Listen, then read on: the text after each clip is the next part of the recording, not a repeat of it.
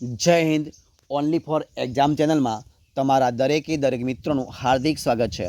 તો આજે મિત્રો આપણે વિડીયોમાં જોવાના છીએ કે ગુજરાતની કોઈપણ સ્પર્ધાત્મક પરીક્ષા હોય અને એ પરીક્ષામાં પૂછાઈ શકે એવા ગુજરાતના મિત્રો ગુજરાતી વિષયના જનરલ નોલેજના મિત્રો જે પ્રશ્નો છે એ પ્રશ્નો તમારી સમક્ષ હું લઈને આવ્યો છું. અને એ પ્રશ્નો છે મિત્રો વેરી મોસ્ટ એમબી પ્રશ્નો છે, જે દરેક વિડીયોમાં મિત્રો આપણે 30 પ્રશ્નોનો સમાવેશ કરીએ છીએ, એટલે કે 30 પ્રશ્નો લઈએ છીએ. અને આજના વિડીયોમાં મિત્રો જે છે એ ભાગ નંબર 14 છે, તો વિડીયો પૂરેપૂરો જોજો.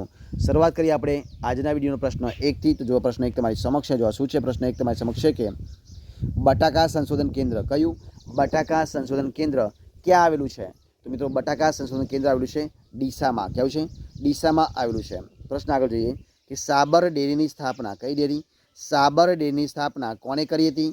તો સાબર ડેરીની સ્થાપના કરી હતી ભૂરાભાઈ પટેલે. કોણે કરી હતી? ભૂરાભાઈ પટેલે. પ્રશ્ન જોઈએ આપણે આગળ.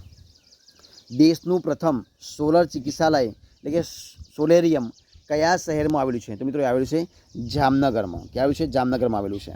પ્રશ્ન જોઈએ આપણે આગળ કે સમગ્ર ભારતમાં માત્ર ગુજરાતમાં જોવા મળતું ખનિજ તત્વ કયું છે? તો મિત્રો સમગ્ર ભારતની અંદર, અને એ પણ ફક્ત ને ફક્ત ગુજરાતમાં જોવા મળતું એવું ખનિજ તત્વ છે મિત્રો અકીક, કે જે ફક્ત ને ફક્ત ગુજરાતમાંથી મળે છે. શું છે? અકીક. પ્રશ્ન જોઈએ આપણે આગળ કે નીલકા નદીના કિનારે કયું નીલકા નદીના કિનારે કયું તીર્થસ્થાન આવેલું છે? તો નીલકા નદીના કિનારે મિત્રો જે ભીમનાથ છે એ ભીમનાથ તીર્થસ્થાન આવેલું છે. જોઈએ પ્રશ્ન આપણે આગળ કે કયા પાકની જાત વારાલક્ષ્મી છે? તો જે કપાસ છે એ કપાસ પાકની જાત વારાલક્ષ્મી છે.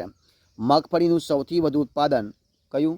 મગફળીનું સૌથી વધુ ઉત્પાદન કયા જિલ્લામાં થાય છે? તો એ થાય છે જૂનાગઢ જિલ્લામાં. કયા જિલ્લામાં? જૂનાગઢ જિલ્લામાં થાય છે. જોઈએ પ્રશ્ન આપણે આગળ કે ગુજરાત આલ્કલીઝ કયું આવશે? ગુજરાત આલ્કલીઝ એન્ડ કેમિકલ્સ લિમિટેડ એટલે કે GACL નામની કંપનીની સ્થાપના ક્યાં કરવામાં આવી છે? તો મિત્રો એ કરવામાં આવી છે વડોદરામાં. ક્યાં કરવામાં આવી છે? વડોદરામાં કરવામાં આવી છે. જોઈએ પ્રશ્ન આગળ. ગુજરાત કેમિકલ્સ કયો છે પ્રશ્ન? Gujarat chemicals port terminal limited. Gujarat chemical port terminal limited ક્યાં આવેલું છે? તો મિત્રો આવેલું છે દહેજમાં. ક્યાં આવેલું છે? દહેજમાં આવેલું છે. ચોપાનેર મહોત્સવ કયા માસમાં યોજાય છે? તો ડિસેમ્બરમાં. કયા માસમાં યોજાય છે? ડિસેમ્બરમાં યોજાય છે. પ્રશ્ન જોઈએ આપણે આગળ કે કયા જિલ્લાની સરહદ મધ્યપ્રદેશ અને રાજસ્થાન સાથે જોડાયેલી છે? તો દાહોદ જિલ્લાની જે સરહદ છે, સરહદ મધ્યપ્રદેશ અને રાજસ્થાન સાથે જોડાયેલી છે. ગુજરાતનો કયો તાલુકો કેસર કેરીના ઉત્પાદનમાં અગ્રેસર છે? તો મિત્રો ગુજરાતનો જે મિત્રો તાલાલા તાલુકો કયો છે? તાલાળા તાલુકો છે. એ તાલાળા તાલુકો કેસર કેરીની ઉત્પાદનમાં સૌથી વધારે અગ્રેસર છે, એટલે કે મોખરે છે. પ્રશ્ન આપણે આગળ જોઈએ કે ઓસમનો ડુંગર કયા જિલ્લામાં આવેલો છે? તો ઓસમનો જે ડુંગર છે એ ઓસમનો ડુંગર રાજકોટ જિલ્લામાં.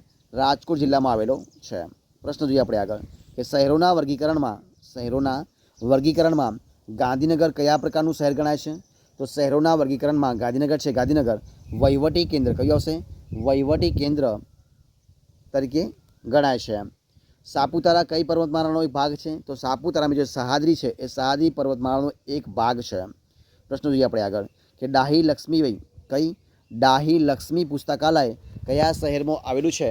તો મિત્રો ડાહી પુસ્તકાલય એ નડિયાદમાં. કઈ જગ્યાએ? નડિયાદમાં આવેલું પુસ્તકાલય છે. અરાવલી જિલ્લાનું મુખ્ય મથક કયું છે? તો અરાવલી જિલ્લાનું મુખ્ય મથક છે મોડાસા. કયું છે?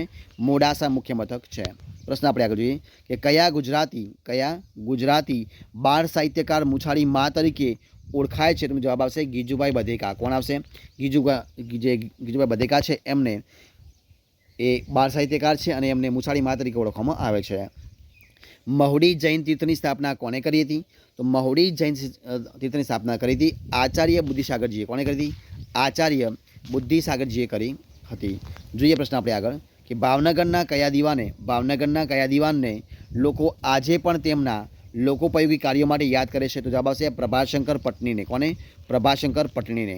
ગુજરાતના કયા બંદરનો વિકાસ ફ્રી ટ્રેડ ઝોન તરીકે થયો છે? તો જવાબ આવશે કંડલાનો. કોનો થયો મિત્રો? કંડલાનો થયો છે.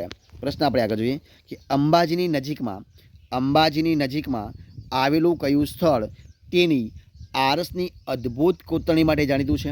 તો અંબાજીની નજીકમાં આવેલું જે કુંભારિયાના દેરા છે એ કુંભારિયાના દેરો જે સ્થળ છે એ સ્થળ તેની આરસની અદ્ભુત કોતરણી માટે જાણીતું છે. કયું છે?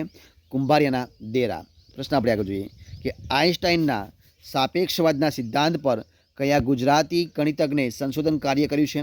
તો આઇન્સ્ટાઈનના સાપેક્ષવાદના સિદ્ધાંત પર ડૉક્ટર પીસી વૈદે, કોણે? ડૉક્ટર પીસી વૈદે એ ગુજરાતી છે અને એમણે એ ગણિતજ્ઞ છે અને એમણે સંશોધન કાર્ય કર્યું છે. કોણે?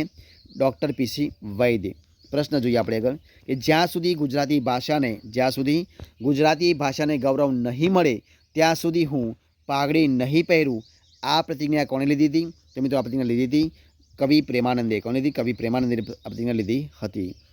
પ્રશ્ન આગળ કે અમદાવાદમાં મંદબુદ્ધિના બાળકોને તાલીમ આપતી રાષ્ટ્રીય કક્ષાની સંસ્થા કઈ છે? તો મિત્રો એ છે BM institute of mental health. કઈ છે? BM institute of mental health નામની સંસ્થા છે. પ્રશ્ન આપણે આગળ જોઈએ કે કોકરિયા તળાવની કઈ આવશે? કોકરિયા તળાવની મધ્યે જે નગીનાવાડી છે તો નગીનાવાડીની રચના શા માટે થઈ છે? તો સુલતાનોના ગ્રીષ્મકાલીન નિવાસ માટે. શા માટે? સુલતાનોના ગ્રીષ્મકાલીન નિવાસ માટે થઈ છે. જોઈએ પ્રશ્ન આપણે આગળ કે ગોઈ ગુવાહાટીનો મેળો કયો? ગોઈ ગુવાહાટીનો મેળો કયા જિલ્લામાં ભરાય છે? તો મિત્રો ગોઈ ગુવાહાટીનો મેળો ભરાય છે દાહોદ જિલ્લામાં. કયા જિલ્લામાં ભરાય છે? દાહોદ જિલ્લામાં ભરાય છે. માંડવની ટીકરીઓનું ઊંચામાં ઊંચું શિખર કયું છે? તો આવશે ચોટીલા. કયું આવશે? ચોટીલા ઊંચામાં ઊંચું શિખર છે. જોઈએ પ્રશ્ન આપણે આગળ જોઈએ કે કર્માબાઈનું કોનું? કર્માબાઈનું તળાવ ક્યાં આવેલું છે મિત્રો? તો એ આવે છે શામળાજીમાં. ક્યાં આવ્યું છે? શામળાજીમાં આવેલું છે.